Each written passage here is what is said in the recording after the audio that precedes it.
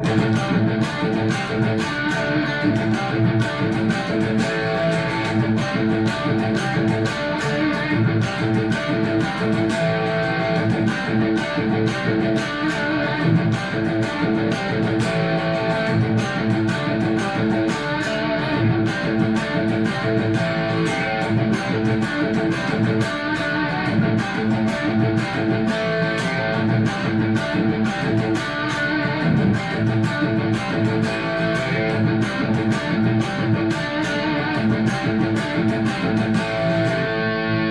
David Bruce here in an episode of Chordplay, and this is the Chords of Iron Maiden. And Iron Maiden formed in England in 1975 and went on to become one of the most influential and popular, metal bands in history.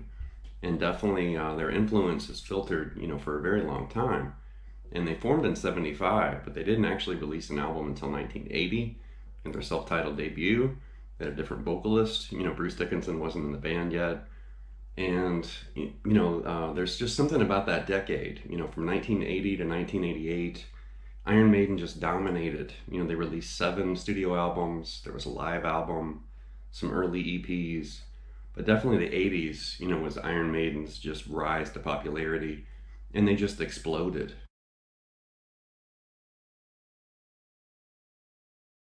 And we just featured, Judas Priest on a 3-for-All with Glenn Tipton and KK Downing. But it is interesting that there are some, parallels between Judas Priest and Iron Maiden. Priest struggled early on, their early days. Iron Maiden kind of struggled in their early days until they really found their audience. And both groups just became worldwide phenomenons, where metal fans all over the world, they still do. They still love and respect these bands. But back in the day, in the 80s, people just became just obsessed with Judas Priest and Iron Maiden. And both the bands, their album releases, the tours, and everything, people just anticipated that, and it was like Christmas when a new album or a new tour, was announced. So there is something, to their history. And Iron Maiden, has a lot of dark themes, a lot of dark album covers, and, the Eddie character definitely has probably given some people nightmares. I know when I was a kid, and I saw the Number of the Beast album cover, that terrified me. When I was like 12 or 13, when I saw that, it was scary. I thought, what the heck is Iron Maiden? And I didn't know what the band was. But the first thing I ever saw of Iron Maiden was Eddie, and then I was curious and I started listening to their music. And I thought, okay, it's not really that scary. Eddie and some of the artwork is scary. But the music, there's like these historical elements. There's historical references to battles, certain generals, there's all sorts of things, murderers and these kind of historically accurate references in the lyrics. And Steve Harris, basically has written almost all the lyrics for the band. But I love the fact that he goes the extra mile and actually uses like real characters and real historical information. That's awesome.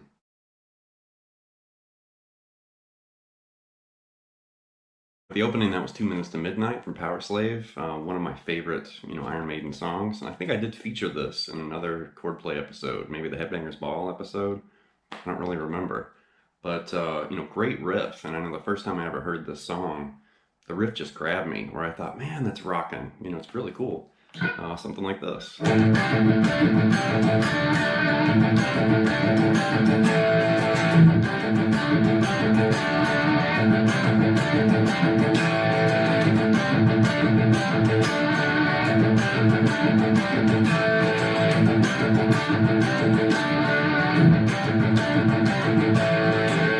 there you can see we're basically bouncing back and forth between these little partial chords. The 5th fret on the D and the G, and the 7th fret on the D and the G, and it eventually goes back to that A power chord.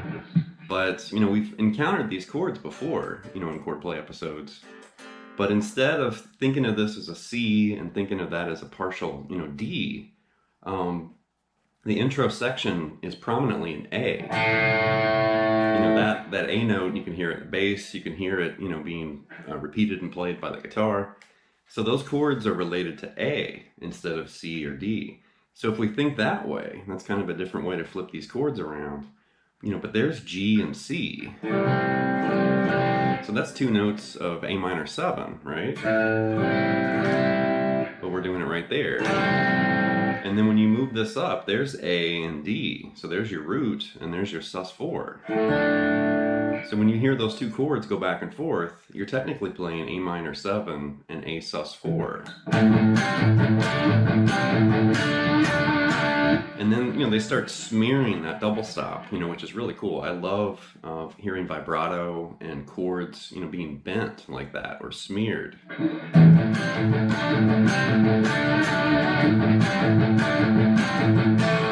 that's where you just move back to that A power chord. And you kind of bang it with the drum fill.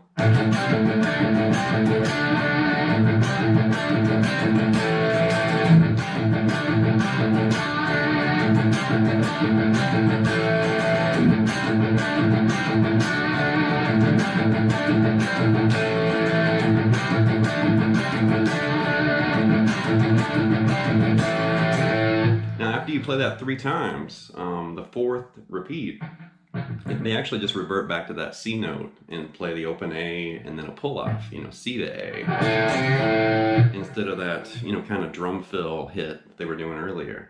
So the end of it changes ever so slightly, but it's just driving and rocking, great riff.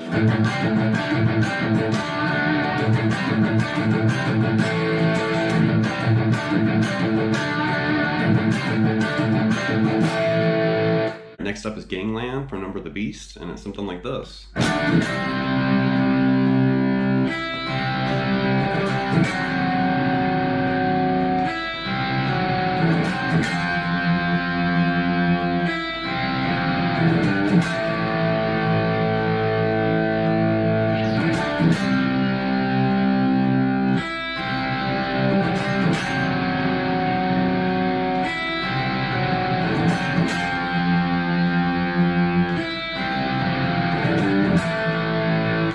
See, we're still using these partial chords, just like 2 Minutes to Midnight, and we're still, definitely droning that A string.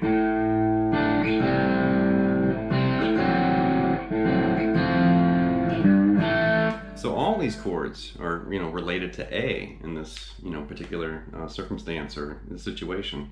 So right there, once again, there's A sus4, a little partial A minor 7 right there. And you're really just grabbing the high E string open and then playing or plucking, the 2 fretted notes. And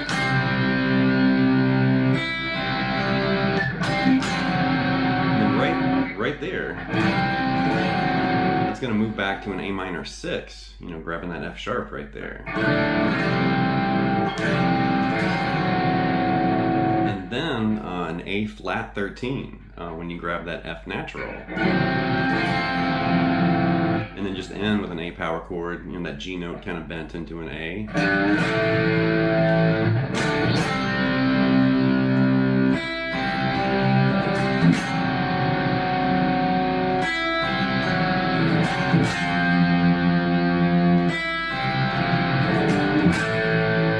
The next example comes from Stranger in a Strange Land from Somewhere in Time, something like this.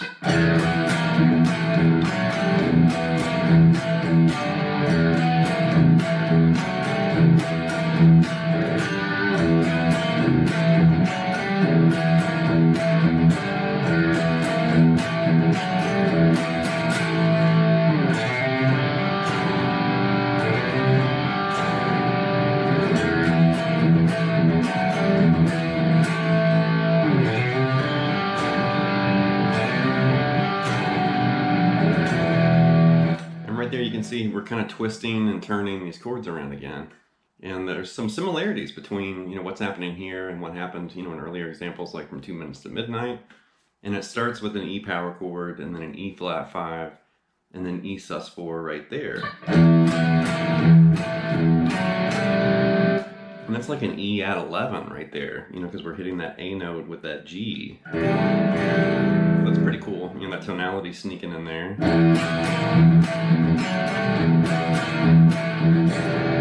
And right there, we're basically hitting this D and G on the 5th fret on the A and the D string, but E is the root once again. So it's kind of like 2 Minutes to Midnight where we had an A minor 7, but there it's E minor 7. And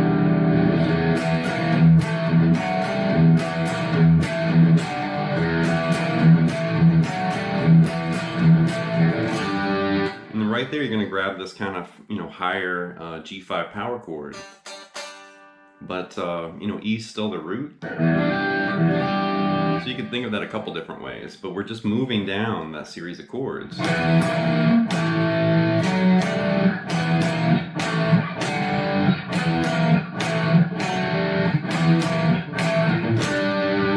then do the first pass again.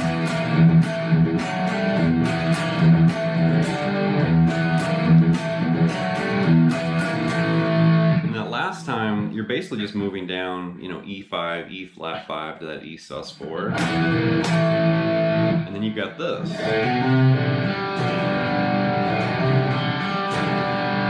And then you repeat that first part. So that's like a C, C sus2 and a little piece of G over B.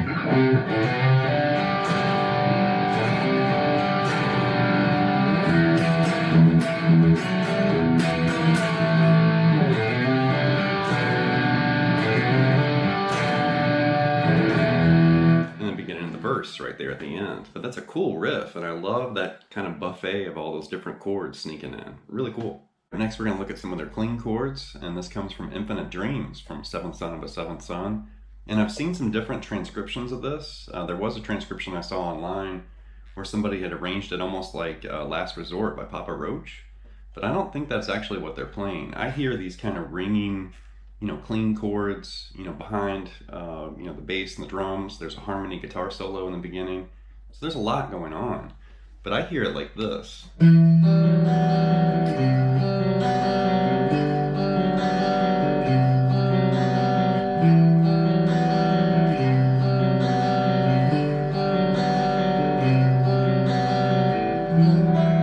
Something like that. So that right there, that's basically an E minor add 9.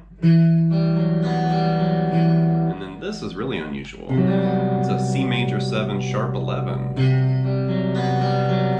And then right there, that's basically a D6 add 11. So you've got this, kind of trio of chords in the progression, but you go back to that C major 7 sharp 11 at the end, like this.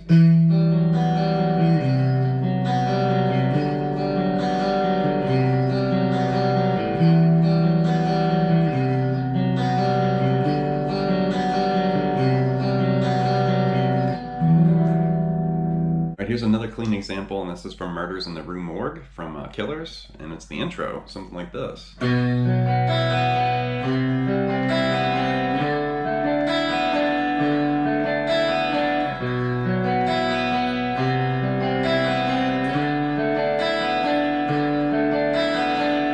So it's pretty simple, and it's really quiet too, so it's kind of hard to hear the guitar part because it is very, very quiet in the mix, and Steve Harris is hitting these harmonics at certain points, during that guitar part. So it is a little hard to kind of clearly, make it out, but that is what's going on right there.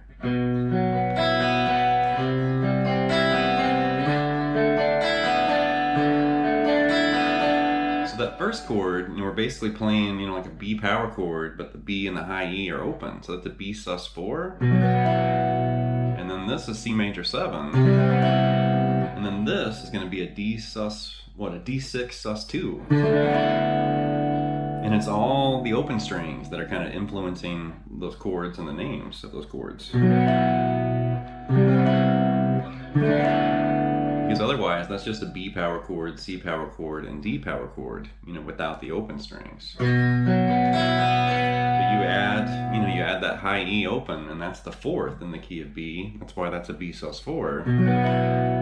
There's an open B and open high E, and that B is the 7th. That's why it's C major 7. And then in the key of D, the B is the 6th, and that E is the sus2. So that's why it's a D6 sus2.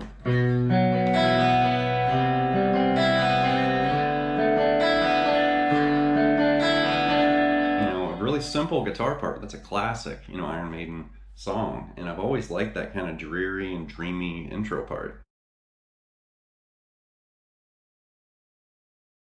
Up next to The Clairvoyant from Seventh Son of the Seventh Son, another one of my favorite Iron Maiden songs. And there's a lot happening, in the intro, and I'm going to try to kind of replicate, some of that because there's multiple layers of guitars. But it's the verse that I'm kind of working my way toward. So with the intro part, of course, you have Steve Harris's bass. You've got the open D kind of ringing in there. And like the little solo.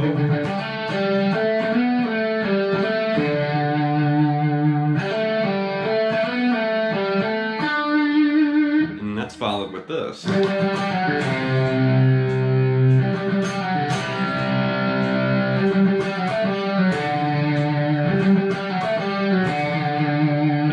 Coming down that D string, and then a C power chord right there.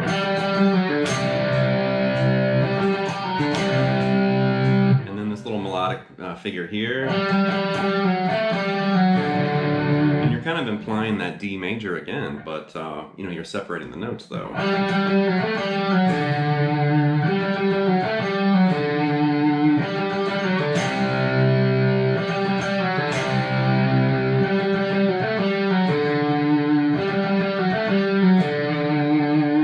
Kind of repeated, and then when the verse starts, there's two guitars. There's a dirty guitar and a clean guitar, and the dirty guitar is doing this. And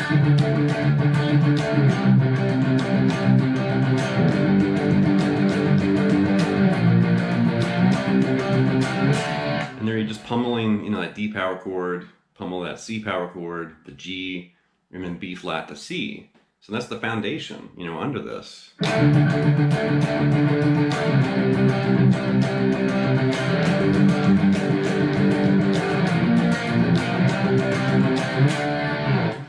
Now I'm using the TC Electronic Ditto Looper again that replicates, both guitar parts. And, when I mix kind of the cleaner guitar with that, it sounds like this.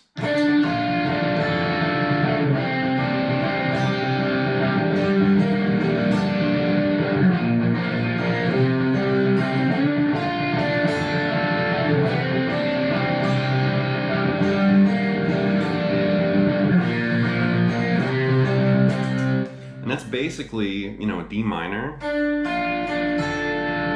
then C sus2, G minor, and then just pick through a B flat 5 to C5. But I love the way those two guitar parts, come together, where you've got the driving, rock rhythm, and then you've got this kind of ambient, clean, guitar. And they work together. I love that stuff. The last example here is from Number of the Beast, another one of my favorite Iron Maiden songs. And it's a challenging rhythm because you're doing this very aggressive kind of palm mute. You're also using some of those partial chords, that we were kind of looking at just a second ago. And, it's kind of playing around with this D major, D sus4, and then C major and C sus4 in there. And you can find those chords in lots of metal music, very influential. But Number of the Beast is something like this.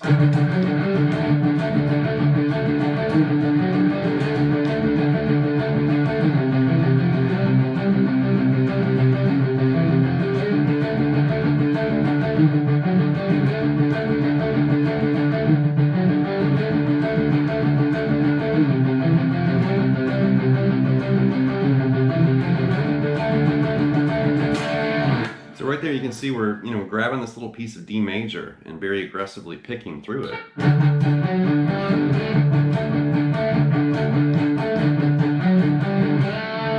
there is kind of an interesting thing happening with the time signature, so I don't want to dive into that and explain, what's happening rhythmically. I just want to kind of help you kind of get a handle on what's happening there. So you're basically picking this D note 3 times and then bouncing up that F sharp and that G. And then you're basically playing a D power chord, but you're separating the notes. And you want to count this A technically 5 times before you repeat that rhythm figure again. And you can try counting that. 1, 2, 3, 4, 5. 1, 2, 3, 4, 5. To C and do the same thing. 1, 2, 3, 4, 5. So that's tricky. You know, it's rhythmic and very demanding. You really have to think about what you're playing and the counting and the rhythm.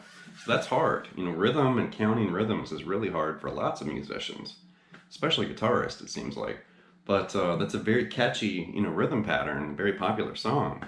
But it's hard to play. You know, like once you lock in there, it's like, oh my gosh, okay, I need to make sure I'm not going to screw that up. So definitely, you know, play around with that riff. It's great.